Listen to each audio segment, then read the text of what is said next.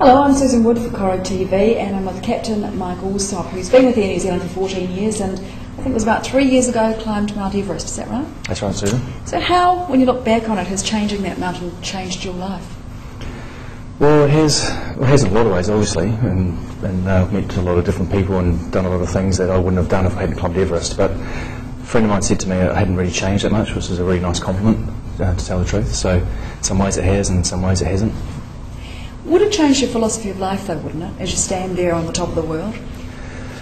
It's not when I'm standing on top of the world, but when I come home, you realise life's really short. You realise you've really got to make the best of it. You know, you've really got to get out and give it your best shot in a way.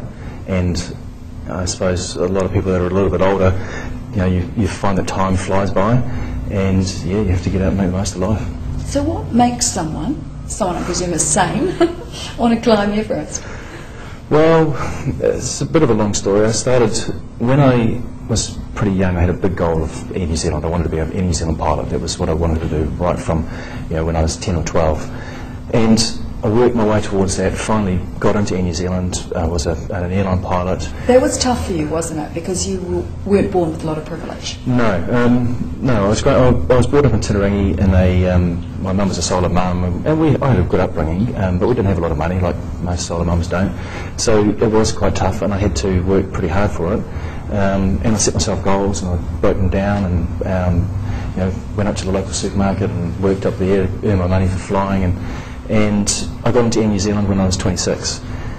First couple of years, I don't know, I got a little bit lost and I needed another goal, and it took me a while to work out that that's what I was missing. So I still remember now, a friend of mine sitting in a hotel room in Los Angeles, and we were chatting away about things in life, and he wanted to climb Everest, and I thought he was mad, I thought he was nuts. But then the more I thought about it, the more it seemed such a huge goal like Air New Zealand, and it just grabbed me, and then I just started moving my way towards it, working my way. So a lot of small steps, obviously. So what's the first step you take? Well, you have to learn to climb.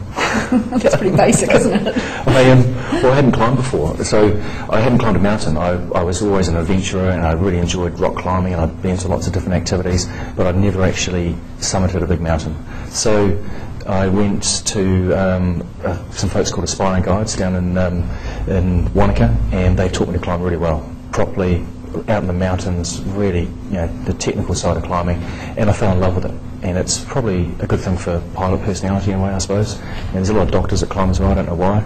And very methodical, and you make sure everything's backed up with safety and everything. So it was just perfect sport for me, and I slowly built my way up and climbed bigger and bigger mountains all over the world.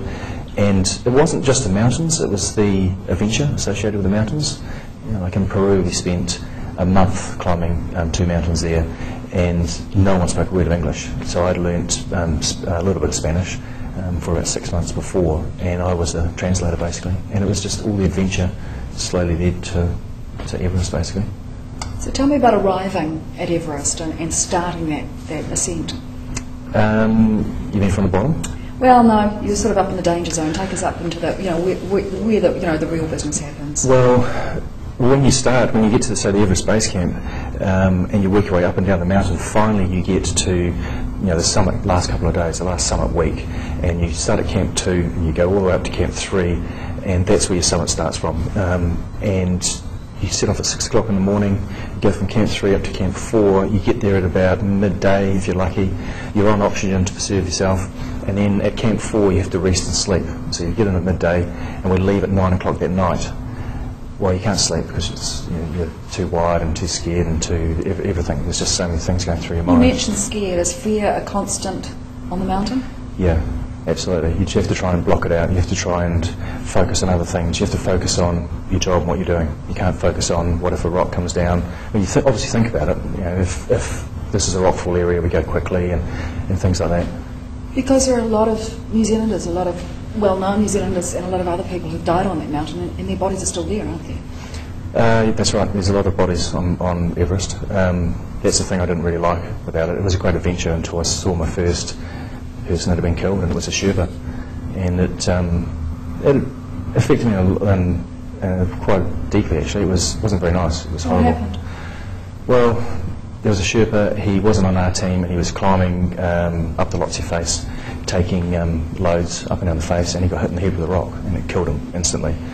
So they were bringing his body down, and I just sat in the snow and looked at this poor man and cried my eyes out, because he, he was a father, his kids and his wife probably destitute after that.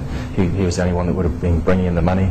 So, and the Sherpas there, they called me past, said, come on, it's okay, and they called me past. And I sat in the snow around the corner, down a little crevasse, and other Sherpas walked past and rubbed me on the back of the head and said, hey, it's okay. It wasn't okay, it was horrible. And it had gone from a really cool adventure to something really serious. And I had to make my mind up then whether I was going to go home or whether I was just going to knuckle down and focus on climbing and try and block all that stuff out. So.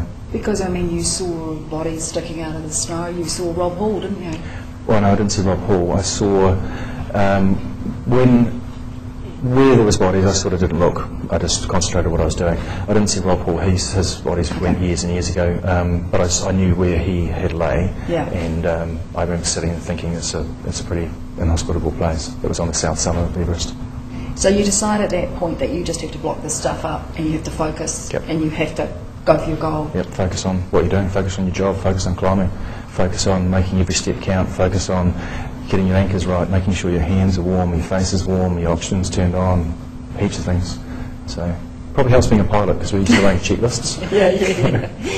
So the day you get to the top, you make those last steps and you get up there. What does it feel like?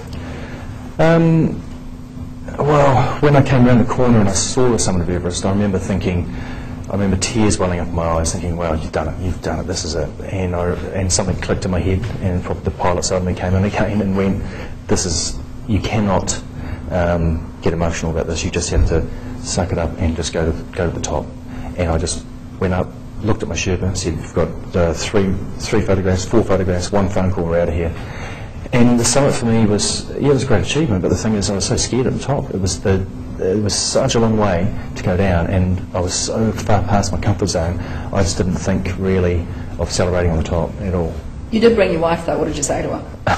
Once you got all your gear off, I got all my gear your off, ice had frozen to your face. And I had a bit of ice freezing on my face. No, it was really quick. It was really windy, and it was minus 55, and I shouted on the phone, I'm on the top, windy, it's really windy.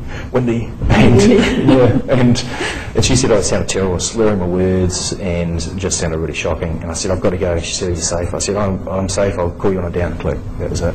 And then gone. Because of course the going down is even more dangerous, isn't it? Going down is where most of the accidents and mishaps happen, yeah, for sure. And you had a pretty close call on the way. I had a bit of a close call. When you descend on Everest, you have to arm wrap, so you hold onto the rope and you basically wrap down just with no abseil device, and it's a fine balance where you put your abseil device, and I stuffed that balance up really, and when I should have been abseiling, I was arm wrapping and my feet blew out, and luckily the ropes held me, so I was quite lucky. But it was a long way down.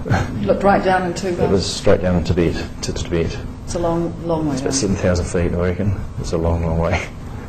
Now, you've obviously thought about this because there are a lot of rich people go there and they've got all the gear, and you end up, and I think you laid some boots off somebody, did you? I got to Kathmandu, and I'd actually run out of money. I had spent a lot of money getting there, and I just didn't have any more money, and I had $500 that was supposed to be for my Sherpa for his tip, and I wanted to give him a really good tip, and a pair of boots was $500, and I thought, oh look, I'll make do. I had something that I could use with some over boots, so I was going to use that, and I managed to scab a pair of boots off a friend that had been up to the summit about 10 times, and they were the spare boots. So I always thought it's quite a funny Kiwi thing to do, because it's no money, no boots, and you still make the summit. And yet these other people go out there with all the gear and don't make it. Yeah, a friend of mine had all the gear and he made it, but he had electric heated boots and he lost his toes just through things he did. Yeah. So what is it, do you think, that makes, it's not money, a Sherpa can't carry you up, what is it that makes someone get there and succeed where others fail? It's mental, it's motivation and drive, I really think, really feel it's that. It's really focusing on what's really important, trying to ignore the stuff that's not, and just having the focus and the motivation. You've taken your son back, Ethan, he's 7, and you've got 2 other children who are under 7, and at 7 you will take them back to the area. Yep. What do you think that did for him and for you together?